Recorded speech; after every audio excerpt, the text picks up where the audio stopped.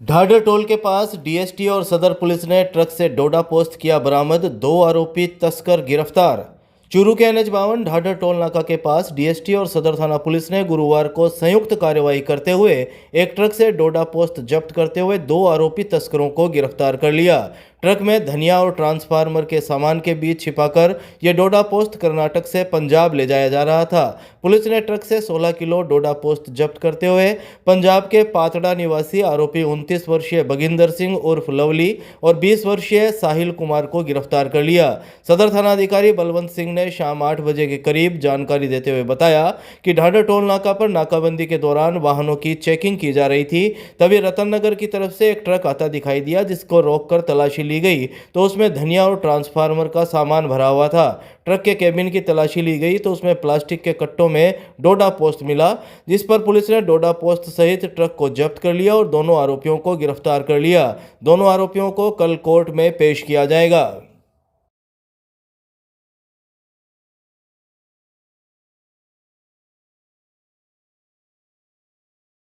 Hardcore अपराधी संदीप उर्फ Sandy की हुई कोर्ट में पेशी। अजमेर की घूघरा घाटी जेल से लाया गया चूरू। हार्डकोर अपराधी संदीप उर्फ सैंडी को कड़ी सुरक्षा में चूरू कोर्ट में पेश किया गया। इस दौरान कोर्ट परिसर में सुरक्षा के कड़े इंतजाम किए गए। कोतवाली और सदर थाना पुलिस के अधिकारी और हथियारबंद जवान तैनात रहे। कोतवाली पुलिस ने गुरुवार शाम 6 बजे मिली जानकारी के मुताबिक हार्डकोर संदीप उर्फ सैंडी को अजमेर की घूघरा घाटी जेल से कड़ी सुरक्षा के बीच लाया गया था। उसे चूरू की SC/ST विशिष्ट कोर्ट में पेश किया गया। इस दौरान कोर्ट परिसर में चप्पे चप्पे पर पुलिस का जाब्ता तैनात रहा। सरदार शहर निवासी संदीप उर्फ सैंडी पर कई मुकदमे दर्ज हैं। चूरू की SC/ST कोर्ट में पेश करने के बाद उसको वापस अजमेर जेल कड़ी सुरक्षा के बीच ले जाया गया।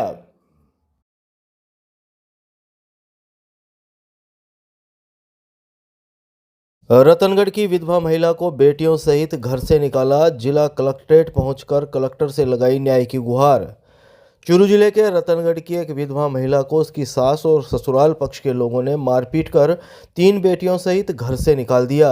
महिला अब न्याय के लिए दर दर की ठोकरें खाने को मजबूर है। वहीं उसकी तीनों बेटियों की पढ़ाई भी छूट गई। महिला अभी किराए के मकान में रह रही है। न्याय के लिए महिला ने अब चूरू कलेक्ट्रेट पहुंचकर जिला कलेक्टर से गुहार लगाई है। कलेक्ट्रेट में गोरीसरिया ढाणी की महिला निर्मला ने गुरुवार दोपहर करीब 12 बजे बताया कि 2005 में उसकी शादी रतनगढ़ के हरिजनों की बगीची के पास रहने वाले खींवराज से हुई थी। शादी के बाद उसे 3 बेटियां हुई। उसकी बड़ी बेटी अब 18 साल की हो चुकी है। उसका पति विदेश में मजदूरी करता था। 21 जून 2024 को वह विदेश से आया और रतनगढ़ में ही अपना काम शुरू कर दिया। उसने अपनी बेटी का रिश्ता बीकानेर किया था, लेकिन सगाई से पहले ही उसके पति की 19 सितंबर 2024 को मौत हो गई। अब उसकी सास बेटी का रिश्ता दूसरी जगह करना चाहती है। जब उसने सास की बात से इनकार किया तो सास और ससुराल पक्ष के लोगों ने मारपीट कर उसे बेटियों सहित घर से निकाल दिया। सास की राजनीतिक अप्रोच की वजह से वह उनके खिलाफ पुलिस थाने में कार्रवाई भी नहीं करवा सकी। अब उसकी तीनों बेटियों की पढ़ाई छूट गई है और उसे किराए के मकान में रहना पड़ रहा है। महिला ने मांग की है कि उसे उसका जो हक है वो दिलाया जाए और उसे घर में वापस भिजवाया जाए। हमारे थाने में भी कोनी हुई, चूरू में भी अठे दी हो रिपोर्ट, अठे भी कोनी हुई। जहाँ कलेक्टर साहब के ना जाए हमें मान 22 तारीख का रात का 9:30 बजे निकाल दिया। ताया ससुर का ससुर जेठ और सास मिलकर जब मैं रात का फिर चली गई भी बाद में, फिर जाने के बाद में नहीं अंजाम लगावा बुरा बुरा बिंग साग बाजगी पिंका साग बाजगी सास सरारा शांति से रहन भी कौन दे हुए खट्टे पी रहा तो और मारना बिल्कुल समान बन मम्मी से थोड़ा सा लेकर आई कि रहे घर में रहा पीर करते। कलेक्ट्रेट में संभागीय आयुक्त वंदना सिंघवी ने अधिकारियों की मीटिंग लेकर दिए जरूरी निर्देश। संभागीय आयुक्त वंदना सिंघवी ने कहा है कि सभी विभागों के अधिकारी आपसी सामंजस्य और सक्रियता के साथ इस प्रकार काम करें कि राज्य सरकार की बजट घोषणाओं का समयबद्ध क्रियान्वयन हो तथा सरकार की मंशा के अनुसार आमजन को इन विकास कार्यों का लाभ मिले। संभागीय आयुक्त वंदना सिंघवी गुरुवार को कलेक्ट्रेट के VC सभागार में जिले में बजट घोषणाओं के क्रियान्वयन, राज्य सरकार के कार्यकाल का 1 वर्ष पूर्ण होने पर होने वाले कार्यक्रमों, राइजिंग राजस्थान तथा अन्य बिंदुओं को लेकर आयोजित बैठक को संबोधित संबोधित कर रही थी। सूचना और जनसंपर्क विभाग के द्वारा शाम करीब 6:30 बजे जारी प्रेस नोट के मुताबिक इस मौके पर उन्होंने कहा कि राज्य सरकार के कार्यकाल का 1 वर्ष पूर्ण होने वाले कार्यक्रमों में सभी विभागों की सक्रिय सहभागिता रहनी चाहिए। उन्होंने जिला स्तरीय प्रदर्शनी, विकास पुस्तिका के प्रकाशन, पंच गौरव सहित विभिन्न प्रस्तावित कार्यक्रमों को लेकर निर्देश प्रदान किए। इस दौरान संभागीय आयुक्त ने कहा कि राइजिंग राजस्थान में किए गए सभी एमओयू धरातल पर उतरे, इसके लिए प्रयास करें।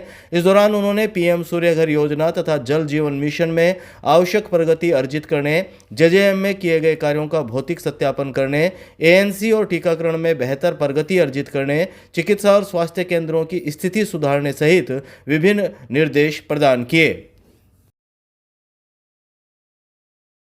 गांव जसरासर में संभागीय आयुक्त ने ग्रामीणों के सुने अभाव अभियोग, अधिकारियों को मौके पर ही दिए समस्याओं के निराकरण के निर्देश। चूरू के गांव जसरासर में संभागीय आयुक्त वंदना सिंघवी ने रात्रि चौपाल आयोजित कर ग्रामीणों के अभाव अभियोग सुने। उन्होंने एक एक फरियादी की बात तसल्ली से सुनी और मौके पर ही संबंधित अधिकारियों को समस्याओं के त्वरित निस्तारण के संबंध में निर्देश प्रदान किए। इस दौरान जिला कलेक्टर अभिषेक सुराणा, सीईओ श्वेता कोचर, एसडीएम विजेंद्र सिंह सहित जिला और ब्लॉक स्तरीय अधिकारी भी चौपाल में मौजूद रहे। सूचना और जनसंपर्क विभाग के द्वारा गुरुवार शाम करीब 8:30 बजे जारी प्रेस नोट के मुताबिक ग्रामीणों ने इस दौरान डिमांड राशि जमा होने के बावजूद विद्युत कनेक्शन नहीं होने, सरकारी स्कूल में हाई मास्क लाइट और खंभा लगवाने, धरना अवधि में दर्ज मुकदमे वापस लेने, जसरासर विद्युत फीडर अलग करने, क्षतिग्रस्त पाइपलाइन की जगह नई लाइन डलवाने, बस स्टैंड और स्कूल के आगे ब्रेकर बनवाने, खुर्रा निर्माण, मुख्य रास्ते पर नाली निर्माण सहित विभिन्न समस्याओं और जरूरतों को संभागीय आयुक्त का ध्यान आकर्षित किया। संभागीय आयुक्त ने अधिकारियों को संबोधित करते हुए कहा कि हमें आमजन की समस्याओं को लेकर चिंता होनी चाहिए। इस दौरान संभागीय आयुक्त ने जसरासर में विधायक निधि से निर्मित और ग्राम पंचायत तथा ग्रामीणों के सहयोग से संचालित स्वामी विवेकानंद लाइब्रेरी का अवलोकन किया और पुस्तकालय की व्यवस्थाओं के लिए सरपंच व अन्य सामाजिक कार्यकर्ताओं की सराहना की।